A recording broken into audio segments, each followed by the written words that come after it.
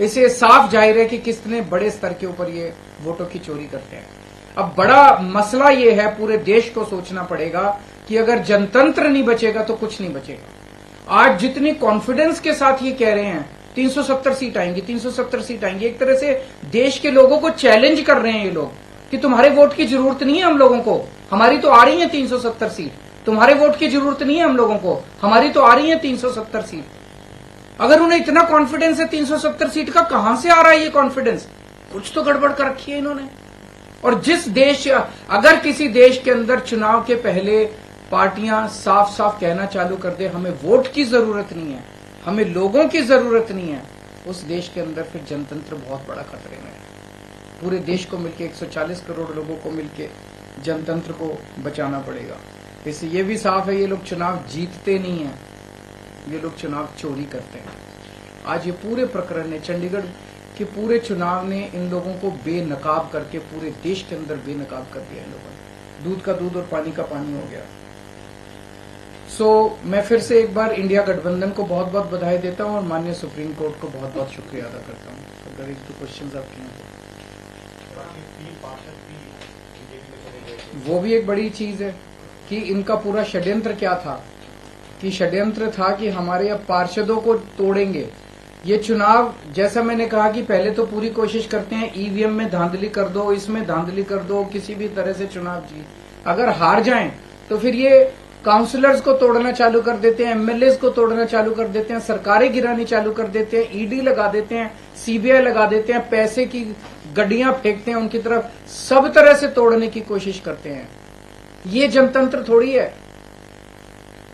ने लिखा है कि कैसे अगर आम आदमी पार्टी और कांग्रेस मिल जाए तो बीजेपी को हरा सकते हैं। मैंने अभी यही बोला, पंजाब में भी आप इस पर ये मैंने बोला कि किस तरह से अगर हम सारे लोग इकट्ठे हो जाएं, इंडिया गठबंधन के इस चुनाव ने एक बहुत बड़ा मैसेज दिया है।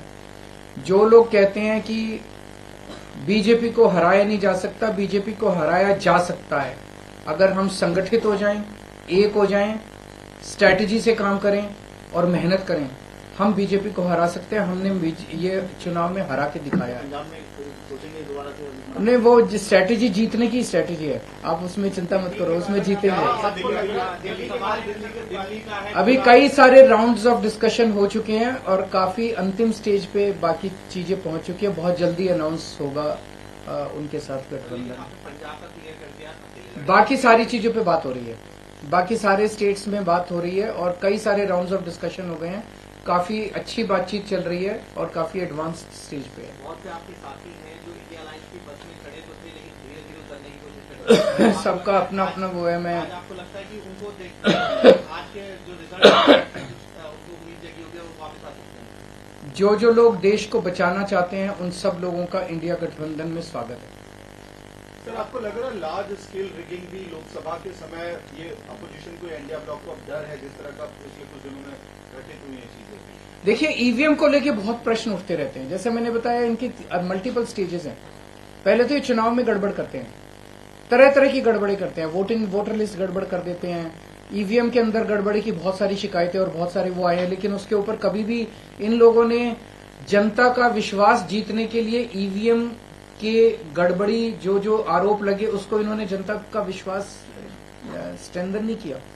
तो ईवीएम के उसके बावजूद भी अगर ये कहीं चुनाव हार जाएं तो फिर ईडी है, ईडी छोड़ देते हैं, सीबीआई है, सीबीआई छोड़ देते हैं, उससे भी कोई नहीं माने पैसे फेंकते हैं उसकी तरफ। उसके बाद ये एमएलए और एमपी तोड़ लेते हैं।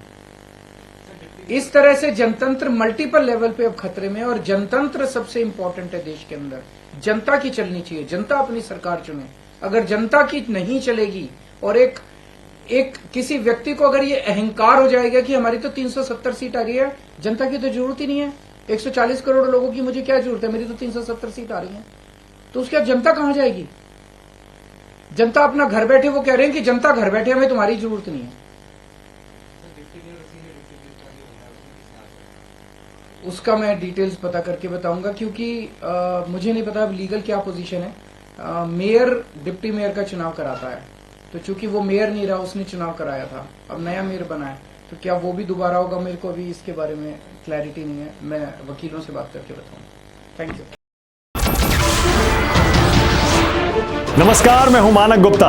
अगर आपको हमारा ये वीडियो पसंद आया हो तो इसे लाइक और शेयर जरूर करें और हाँ, हमें सब्सक्राइब और फॉलो करना ना भूलें ताकि आप देश और दुनिया की कोई खबर मिस ना करें। तो जुड़े रहिए हमारे साथ और देखते रहिए